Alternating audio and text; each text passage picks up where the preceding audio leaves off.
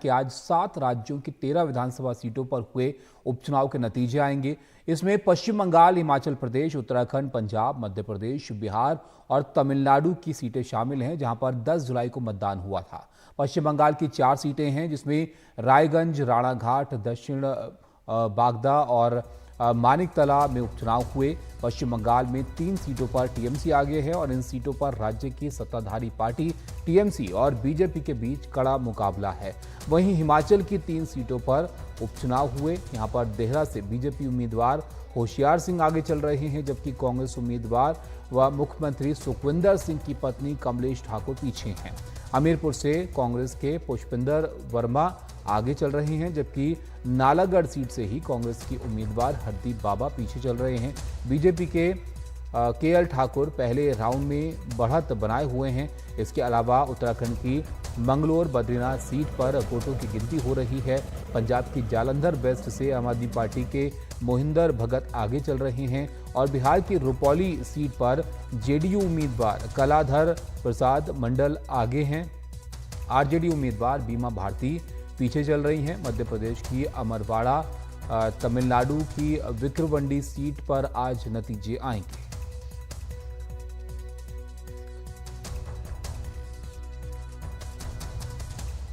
तो ये उपचुनाव जो हुए थे उसके नतीजे आज यहाँ पर आ रहे हैं। वोटों की गिनती चल रही है। अलग अलग जगहों पर क्या शुरुआती रुझान है वो हमने यहाँ पर आपको बताए।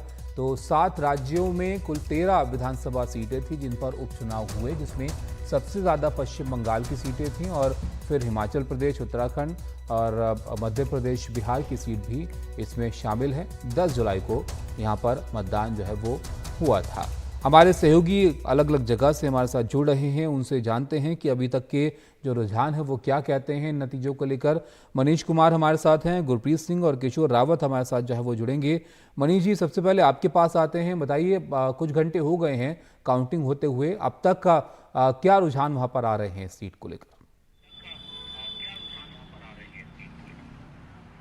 देखिए, अभी तक का जो रुझान है उससे साफ है कि जनता दल, हालांकि 12 राउंड की अभी मतगणना होनी है, जिसमें 1 राउंड का अभी तक चुनाव आयोग ने परिणाम दिया है। जो रुझान दिया है उसके अनुसार जनता दल यूनाइटेड रुपौली सीट पर 2000 से अधिक वोटों से आगे चल रहा है। ये जनता दल यूनाइटेड की परंपरागत सीट रही है। यहाँ पर अति पिछड़ा वोटरों का और खासकर अग्री जाति का भी वोटरों का काफ़ी ज़्यादा उनका डोमिनेंस रहा है। 2005 से जनता दल यूनाइटेड का एक तरह से कहिए कि अनबिटेबल रिकॉर्ड रहा है। लेकिन इस बार जो एक निर्दलीय हैं शंकर सिंह, उनके कारण उन्हें काफ़ी चुनौती मिल रही थी। लेकिन जो सबसे चौंकाने वाली पहले राउंड के रुझान में जो ट्रेंड में जो सबसे बड़ी बात आई है वो यह है कि जो आरजेडी की कैंडिडेट हैं बीमा भारती, जो अब तक जेडीयू से जीतती आई थी, उनका जो वोट का जो मार्जिन है वो काफ़ी कम है। और लग रहा है कि लोकसभा चुनाव में जिस तरीके से वो तीसरे नंबर पे आई थी, अगर यही रुझान बरकरार रहे तो शायद विधानसभा चुनाव में भी उनको तीसरे स्थान से ही संतोष करना होगा। लेकिन जैसा कि मैंने पहले कहा कि ये पहले राउंड का रुझान है, अभी और 11 राउंड की मतगणना होनी बाकी है। ताबिश। लेकिन यहाँ पर मनीष जी, अगर इस तरह के नतीजे रहते हैं तो आरजेडी के लिए, खासकर बीमा भारती के लिए झटका होगा, क्योंकि इनके नाम पर तो पूर्णिया सीट पर कितना बवाल हो गया था। निश्चित रूप से आरजेडी ने एक जो नया दांव खेला था कि अति पिछड़े उम्मीदवार पर, वो पूर्णिया लोकसभा चुनाव में भी और विधानसभा चुनाव में भी उनको रिपीट किया था और उन्हें लगा था कि शायद अति पिछड़ा यादव मुस्लिम जो है वो एक समीकरण काफ़ी प्रभावी होगा। लेकिन लगता है कि जो आरजेडी का जो कोर वोटर है, कहीं ना कहीं उसमें डिवीज़न है, जिसके कारण जो है बीमा भारती तीसरे स्थान पर चल रही हैं। ताबिश जी बिल्कुल। अब और जो हमारे सहयोगी हैं मनीष जी, उनके पास भी चलते हैं और देखते हैं कि वहाँ पर क्या रुझान जो है वो बता रहे हैं। गुरप्रीत हमारे साथ हैं। गुरप्रीत, बताइए, पंजाब और हिमाचल से क्या रुझान अभी आ रहे हैं? हिमाचल में सबकी निगाहें हैं क्योंकि कांग्रेस के लिए काफ़ी कुछ यहाँ पर दांव पर लगा है। जी बिल्कुल।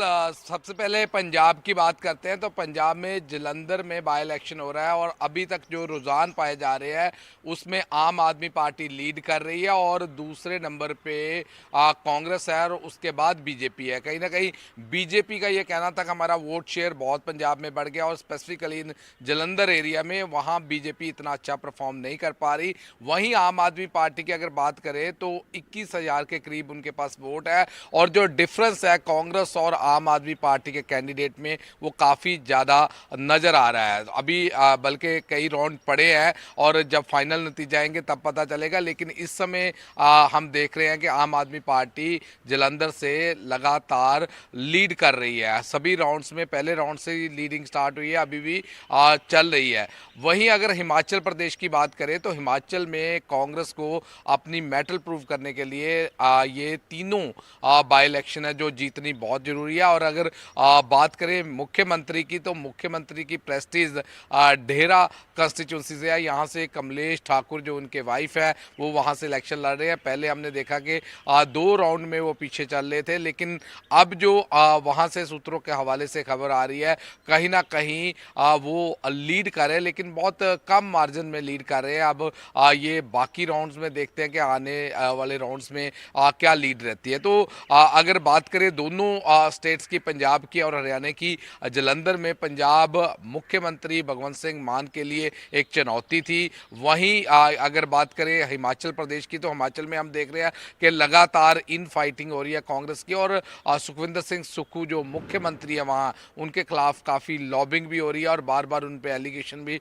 कई तरह के लगाए जा रहे हैं कि वो अपने जो सगे संबंधी हैं, जो उनके मित्र हैं, उनको एडजस्ट किया जा रहा है। तो अगर अब वहाँ पे डेरा कंस्टिट्यूंसी में यहाँ पे लगातार मुख्यमंत्री ने अपनी वाइफ के लिए, कमलेश ठाकुर के लिए वहाँ प्रचार किया, अगर वो सीट भी उनके हाथ से जाती है तो कहीं ना कहीं ये लगता है कि सीएम बदलने की जो लगातार आवाज़ें उठ रही हैं वो आने वाले दिनों में स्ट्रांग हो सकती है। यही क्राइटेरिया यहाँ मुख्यमंत्री भगवंत सिंह मान का पंजाब में है। जलंधर को लेके लगातार डेवलपमेंट के मुद्दे को लेके वो लोगों में जा रहे थे और पिछले काफ़ी समय से वो लगातार वहाँ पे रेंटेड हाउस में वहाँ बैठे हुए थे, लोगों से डोर टू डोर मिल रहे थे, अकेले अकेले वोटर को वहाँ से मिल रहे थे। तो कहीं ना कहीं ये लग रहा है कि पूरी कैबिनेट, पूरे एमएलए, पूरे स्टेट के वहाँ पे थे। तो जो आम आदमी पार्टी वहाँ पे लीड कर रही है, तो जो मुख्यमंत्री की एक प्रेस्टीज बैटल थी उसमें कहीं ना कहीं लग रहा है कि कोई रिलीफ आने वाला है। तो अब देखते हैं, क्योंकि जब तक फाइनल नतीजे नहीं आते तो किस राउंड में किसकी लीड होती है तो हम अपने दर्शकों को बताते रहेंगे कौन आगे चल रहा है कौन पीछे चल रहा है। लेकिन इस समय जो रुझान आ रहे हैं वो ये आ रहे हैं कि पंजाब में जलंधर में आम आदमी पार्टी और कांग्रेस जो सेकंड नंबर पे है, काफ़ी बड़ा मार्जिन उनमें हो गया। आप देख रहे हैं कि अगले राउंड में क्या कांग्रेस वो मार्जिन पूरा कर पाएगी जहां आम आदमी पार्टी की लीड बढ़ती है। Back to studio. जी बिल्कुल, शुक्रिया आपका गुरप्रीत, ये जानकारी हम तक पहुंचाने के लिए। जो अभी तक के रुझान आ रहे हैं वो आम आदमी पार्टी आगे लग रही है पंजाब में, लेकिन उत्तराखंड की अगर बात करें किशोर, तो यहाँ पर मंगलोर बद्रीनाथ सीट कितने राउंड काउंटिंग अब तक हो चुकी है, कौन आगे चल रहा है, क्या इतिहास रहा है इस सीट का? देखिए, यहाँ पे दोनों सीटों पर कांग्रेस आगे चल रही है। ये सत्तारूढ़ भाजपा के लिए फिलहाल अभी 2 राउंड हो चुके हैं, उसके लिए अच्छी खबर नहीं है। बद्रीनाथ सीट में चूंकि जो विधायक थे कांग्रेस के, जिन्होंने कांग्रेस से सीट जीती थी और उसके बाद छोड़ दी थी लोकसभा चुनावों से ठीक पहले और बीजेपी में शामिल हो गए थे, राजेंद्र भंडारी, वो लखपत बुडोला जो कांग्रेस के प्रत्याशी है उससे 665 वोटों से पीछे चल रहे हैं। ये बड़े चौंकाने वाले हैं क्योंकि महेंद्र भंडारी जो भाजपा के अध्यक्ष है उत्तराखंड के और राज्यसभा सांसद है, वो भी इसी सीट से लगातार जीते हैं और अभी फिलहाल उस सीट वहाँ पर वो पिछली बार चुनाव हार गए थे, तो उनकी साख भी दांव पर है। दूसरी तरफ मंगलौर की अगर बात करें तो मंगलौर एक ऐसी सीट थी, जब से राज्य बना तब से यहाँ पर या तो बसपा के पास सीट रही है या फिर कांग्रेस के पास रही है। अब चूंकि जब लोकसभा चुनाव हुए थे तो यहाँ पर कांग्रेस 24,000 वोटों से आगे थी और काजी निजामुद्दीन पे माना जा रहा था कि वो लगातार इस सीट पर लीड रहेंगे और वैसा ही हो रहा है। 1600 वोटों से वो आगे लीड पे चल रहे हैं। बीएसपी के पास 2022 में ये सीट थी, लेकिन बीएसपी के जो विधायक थे सरबत करीम, उनका निधन होने के कारण ये खाली हो गई थी। अब ऐसे में करतार सिंह भड़ाना जो बीजेपी के यहाँ से टिकट चुनाव लड़ रहे हैं, जो कई राज्यों में चुनाव लड़ चुके हैं, उनकी भी साख दाव पर और पूरी भाजपा की है और भाजपा ने वहाँ पर पूरी ताकत झोंकी थी। लेकिन अभी जो रुझान जा रहे हैं दोनों सीटों पर, यहाँ पर कांग्रेस अभी फिलहाल दोनों सीटों पर आगे चल रही है और ये अगर ऐसा ही रुझान रहा तो ये बड़ा सेटबैक होगा बीजेपी के लिए, बड़ा उलटफेर होगा, क्योंकि बीजेपी चाह रही थी कि दोनों सीटों पर वो जीते और अपने नंबर्स 47 से आगे बढ़ाएं। कांग्रेस चाह रही थी कि अगर कांग्रेस दोनों सीटों पर अगर यहाँ जीतती है और जिस तरीके से रुझान आ रहे हैं, तो कांग्रेस को लग रहा है कि वो उनके पास जो 19 सीटें थी 2022 में, तो वो 20 सीटें हो जाएंगी उनकी। जी शुक्रिया किशोर आपका सब जानकारी के लिए। तो उत्तराखंड से जो हमारे सहयोगी जानकारी दे रहे थे कि दोनों सीटें जो हैं वहाँ पर कांग्रेस फिलहाल बढ़त बनाते हुए यहाँ पर दिख रही है। कुछ घंटे की काउंटिंग अब तक हो चुकी है, थोड़ी और देर में स्थिति यहाँ पर साफ हो जाएगी कि कौन यहाँ पर जीतता हुआ नजर आ रहा है। आप तीनों सहयोगी का बहुत शुक्रिया हमारे साथ जुड़ने के लिए, जानकारी हम तक पहुँचाने के लिए।